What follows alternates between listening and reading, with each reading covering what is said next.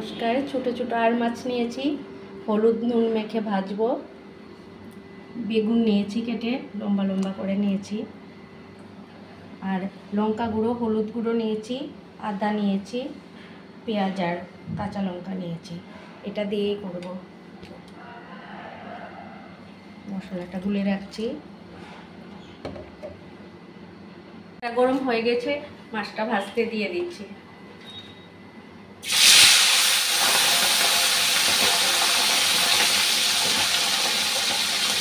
বেশি কড়া করে ভাজবো না।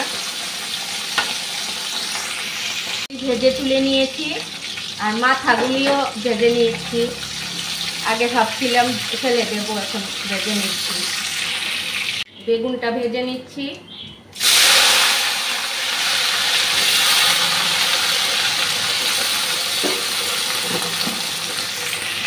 কাঁচা লঙ্কা আদা বাটাটা দিয়ে দেবো। এখন পেঁয়াজটা ভাজা হয়ে যাচ্ছে, গুলে রাখা মশলাটা দিয়ে দিলাম। একটু ঝোল দিয়ে ঢেকে রাখবো। এখন পরে মাছ আর বেগুনটা দেবো। মাছটা নরম মাছ তো, না হলে একদম গলে যাবে। নুনটাও দিয়ে দিচ্ছি। বেগুন আর মাছগুলা দিয়ে দিচ্ছি। বেশি ঝোল রাখবো না, গায়ে মাখা হলেই নামিয়ে নেব।